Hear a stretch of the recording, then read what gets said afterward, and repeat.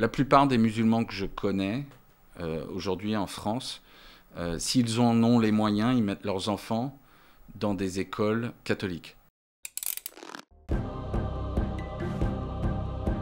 Je crèverais avec une queue dans la bouche. Il faut lui mettre dans la bouche de la nourriture et pas sa bite en fait. Marine Le Pen est une démagogue. Si c'était pour le Frexit, pourquoi ils vous ont pas élu en 2017 que, alors... Si nous sommes à l'image de la société, donc dans la société il y a forcément du racisme. Les médias ont changé. Ça veut dire quoi? C'est-à-dire qu'il faut aller chez Cyril Hanouna sur TPMP pour débattre?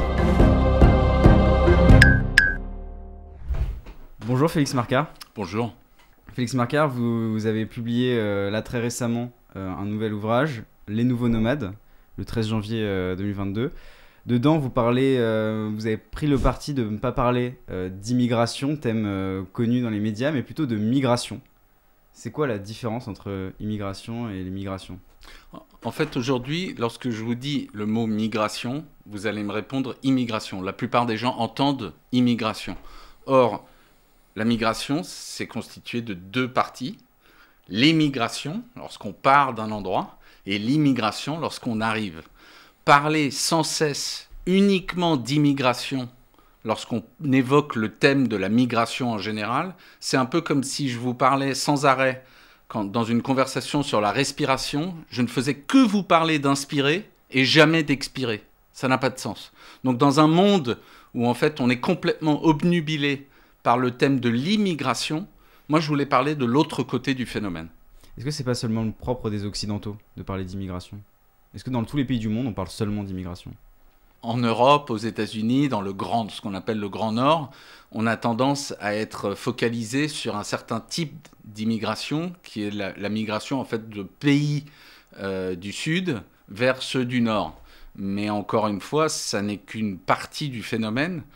Et comme d'habitude, on s'y intéresse uniquement parce que ça nous concerne nous.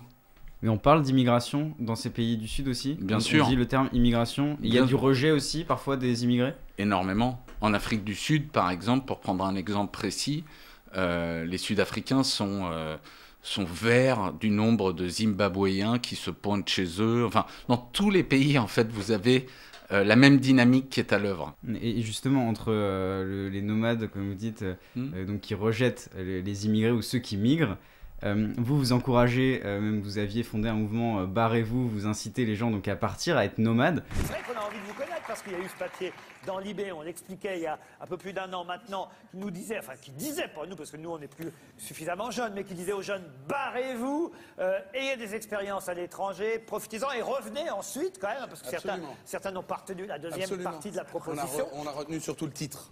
Est-ce que c'est pas justement notre monde n'est pas anti-nomade et c'est difficile aujourd'hui d'être nomade par ce rejet-là ? Je pense qu'on n'est pas... Tant qu'on n'est pas parti de chez soi, en fait, on ne sait pas vraiment qui on est. Donc, on ne sait pas vraiment où on veut aller, puisqu'en fait, on n'a pas une vraie conscience de qui on est. Donc, je pense que le fait de partir de chez soi est une expérience fondatrice de l'expérience humaine en général. Ça ne veut pas dire qu'on n'a pas aussi en nous le besoin de s'enraciner. Les deux coexistent en nous et ne sont pas antithétiques, contrairement à ce qu'on voudrait nous faire croire. Mais est-ce que tout le monde peut se permettre d'être nomade ?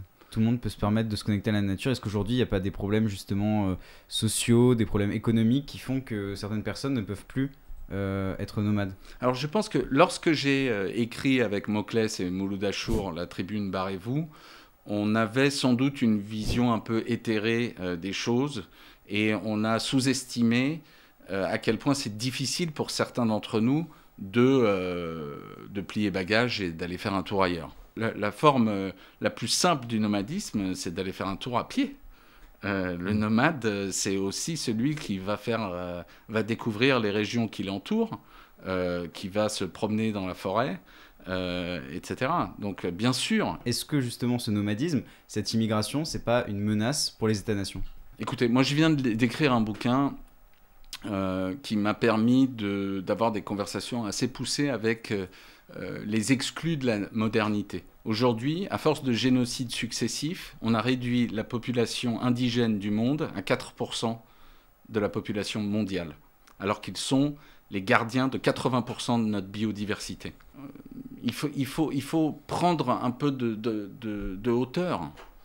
Et le problème dans les débats nationaux auxquels j'assiste, d'ailleurs, pas que le français, encore une fois, hein, c'est la même chose ailleurs, c'est ils montrent une incapacité à prendre de la hauteur. Et cette incapacité à prendre de la hauteur, c'est ce que permet le nomadisme, parce que lorsqu'on est mobile géographiquement, on prend de la hauteur en termes historiques, en termes temporels. Et je crains que notre incapacité à nous élever nous mène à notre perte. Est-ce que cette vision-là, elle n'est pas un peu idéaliste? Est-ce que certains ne peuvent pas vous reprocher d'avoir une vision idéaliste du monde? Moi, je pose la question, qui sont les idéalistes aujourd'hui? Qui sont les pragmatistes aujourd'hui? Qui sont les gens qui sont vraiment... Qui sont les pragmatiques? Donc, moi, je ne pense pas qu'il faille être naïf pour dire que nous allons dans le mur. Au contraire. Vous pensez qu'il y aura un effondrement? Mais je pense qu'en fait, même la question de l'effondrement, c'est une fausse question d'occidentaux. C'est-à-dire qu'aujourd'hui, est-ce que la question c'est « Ah bon, il va y avoir un effondrement un jour quand oh non, vous êtes pessimiste » ou etc. Mais ce qu'on appelle effondrement à Paris, ou à New York, ou à Londres, c'est la manière dont vivent l'essentiel des humains aujourd'hui. Ceux qui ne vivent pas dans les grandes villes. Ceux qui ne vivent pas dans les pays riches, dans les pays industrialisés, pardon. Donc en fait, l'effondrement, c'est pas un truc qui va arriver peut-être un jour.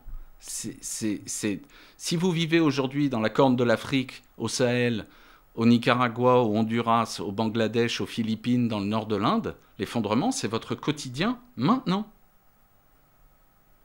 Mais donc quoi? Donc en Europe, c'est ce qui va nous arriver? Ou est-ce qu'on peut espérer que ces pays-là se développent aussi pour vivre comme nous on vit en Europe? Ou ce modèle-là, il est terminé? Je veux dire, aujourd'hui, c'est une simple question de thermodynamique qui répond à votre question. Si on vit tous comme un Français ou comme un Américain moyen, eh ben, on sera à plus 10 degrés par rapport aux températures pré-industrielles très rapidement. Donc, c'est pas tenable qu'on essaye de se développer tous. Ça marche pas. C'est des maths, c'est de la physique de base. Et malheureusement, la plupart des gens qui vont en subir les conséquences sont dans des pays qui sont déjà à genoux. Les Occidentaux n'auront aucune conséquence? Si, ils en auront, mais très lentement et beaucoup plus tard que les autres. Et ils vont continuer de faire comme si le monde était... qu'on partait tous à peu près du même endroit. Parce que si on regarde aujourd'hui, pour m'intéresser juste au cas français par exemple, si on regarde aujourd'hui le cas français, la France émet très peu de gaz à effet de serre. Ça va être ses partenaires plus américains, les États-Unis d'une manière plus générale, ou même les Chinois qui vont émettre beaucoup. Est-ce que nous, en tant qu'Européens ou même en tant que Français, comment on peut se dire je vais émettre moins, sachant que en fait c'est les États-Unis, la Chine ou des plus gros acteurs qui vont émettre beaucoup plus que moi? L'idée selon laquelle... D'abord, essayer de régler le truc à l'échelle française, ça n'a aucun sens. Okay, première chose. Deuxième chose, l'idée selon laquelle les Français émettent moins que les Chinois est une blague. Okay, parce que par habitant, les Français émettent je ne sais pas combien de fois plus que les Chinois, mais c'est sans comparaison. Donc si vous ne divisez pas les émissions par le nombre d'humains dans le pays, votre comparaison, elle n'a ni queue ni tête. On ne peut pas séparer la question de la catastrophe climatique de la question des inégalités. Donc tant que les Européens et les Américains et les gens des pays riches feront « écoutez, nous, on fait notre partie du job, c'est les Chinois qui ne veulent pas suivre », on ira dans le mur. Je veux dire, cette logique, elle est catastrophique. Aujourd'hui, les inégalités en elles-mêmes sont vectrices d'effondrement climatique. Donc il faut s'atteler à ces inégalités pour pouvoir espérer changer dans la bonne direction, évoluer dans la bonne direction. Et aujourd'hui, on est dans une démarche qui est inverse. Pour juste parler d'un peu d'autre chose, sur votre compte Twitter, alors ça m'a intrigué, vous définissez comme islamo-droitiste. Ouais. Pourquoi? Ça veut dire quoi? Parce que je trouve que aujourd'hui, en France, cette phrase islamo-gauchiste est devenue une sorte de caricature.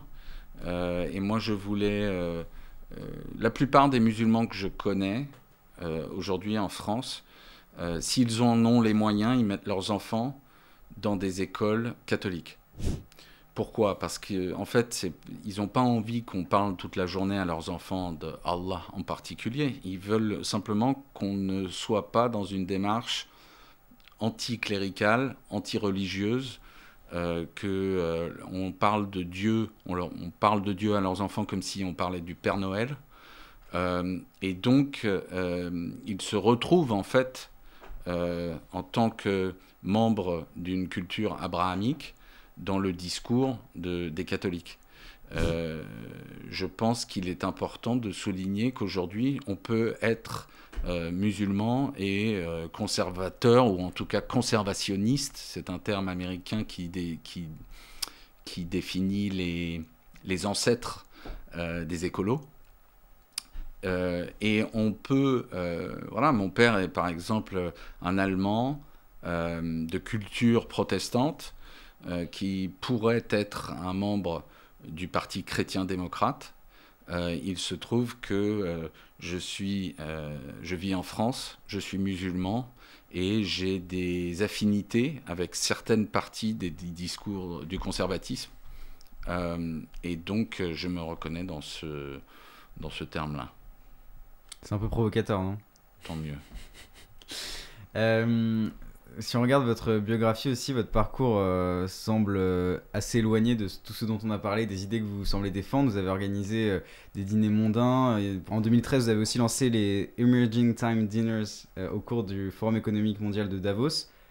Donc toutes les grandes puissances économiques.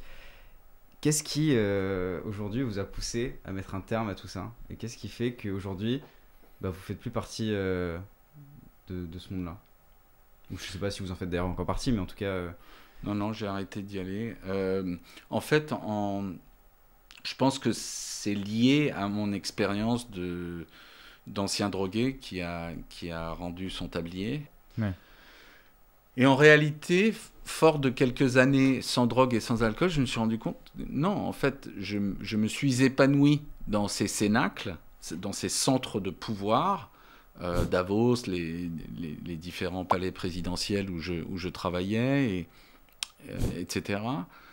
Non pas en dépit de mon addiction, mais parce que j'étais un addict. Ouais. En fait, je vois une sorte de... Il y a un rapport... Les gens pensent que l'addiction, c'est l'abus de certaines substances illégales. Mais en fait, l'addiction, c'est... Je définirais ça un peu autrement. L'addiction, c'est d'utiliser une activité ou une substance pour éviter des sentiments désagréables, des émotions qu'on n'aime pas, un peu inconfortables. C'était l'adrénaline que suscitait le fait d'aller dans des palais présidentiels, ce genre de choses qui cumulaient après aussi avec la drogue, le fait de... Donc ça allait exactement, ça allait de pair. Mais donc en fait, on peut être accro à plein de trucs. Voilà, il y a les trucs illégaux, donc la cocaïne, je ne sais quelle drogue, mais on peut être accro au travail, on peut être accro au sport, on peut être accro au sexe, on peut être accro à faire la cour. C'est en me rendant compte, en fait, que nous sommes devenus un peu une civilisation d'addicts, que je me suis dit, en fait, à Davos, c'est la folie furieuse. Parce qu'en fait, à Davos... Tout le monde est addict aussi ? Je pense que la plupart d'entre nous aujourd'hui montrent des symptômes d'addiction. La plupart d'entre nous. Et l'addiction, ça se reconnaît à il y a plusieurs caractéristiques qui sont assez frappantes. La première, c'est l'immaturité. On est devenu une civilisation de gamins. On ne sait plus faire passer les enfants à l'âge adulte. On a perdu les rites de passage. Et du coup, on est une civilisation où les enfants apprennent à d'autres enfants comment devenir adultes. Dans la nature, ça n'existe pas. Il n'y a pas de chiots qui élèvent des chiots. Il n'y a pas de lionceaux élevés par des lionceaux. Et jusqu'à assez récemment, il n'y avait pas d'humains qui étaient élevés par des enfants. Des enfants élevés par des enfants, ça n'existait pas. Or, aujourd'hui, c'est la norme. La plupart de nos référents, lorsqu'on grandit aujourd'hui dans la modernité, ce sont d'autres enfants. Ce qui explique pourquoi on est devenu des Tanguy en puissance. Je veux dire, en fait, aujourd'hui, le nombre de gens que je connais qui ont 50, 60, 70 ans, mais qui se comportent comme des gamins, c'est absolument gigantesque. Est-ce que c'est pas un problème générationnel, ça? Est-ce que, genre, la génération qui vient juste après, ce sera pas résolu parce que, justement, de prise de conscience climatique, notamment Je pense qu'on compte trop sur nos cerveaux. En fait, ce qui permet à un drogué d'arrêter de se droguer, c'est pas son QI. C'est la douleur. Donc moi j'espère que les générations qui arrivent vont prendre conscience du truc. Malheureusement, il va falloir qu'elles jonglent d'abord. On verra. On arrive vers la fin de cette interview. Est-ce qu'il y a une personne que vous souhaiteriez voir dans ce genre d'interview, dans ce format-là? Une personne que vous aimez, une personne que vous n'aimez pas Est-ce que vous pensez à quelqu'un en particulier? Felwine Sarr. Ok, je connais pas du tout. Il est prof aujourd'hui, je crois, à Duke, et peut-être en Suisse également. C'est l'auteur d'Afrotopia, notamment. Il a essayé de travailler avec la présidence de la République pour essayer de réfléchir à l'avenir des relations entre la France et l'Afrique. Il vient d'écrire un livre avec Gaël Giraud, dont le titre m'échappe. Mais c'est quelqu'un qui m'inspire énormément et dont je pense que les Français gagneraient à écouter plus. Ok. Est-ce que vous avez une citation, une phrase qui vous accompagne au quotidien, que Oui. vous souhaiteriez partager? Ouais. C'est que la plus haute forme d'espérance, c'est le désespoir surmonté. Merci beaucoup, Félix Marquin. Merci à vous. Cet épisode de Pour Œil est terminé, j'espère qu'il vous a plu. Si c'est le cas, n'hésitez pas à vous abonner, à activer la petite cloche pour être notifié lorsqu'une prochaine vidéo sortira, à mettre un j'aime et à nous laisser votre avis en commentaire, ça nous intéresse. C'était Antonin pour Le Crayon, salut!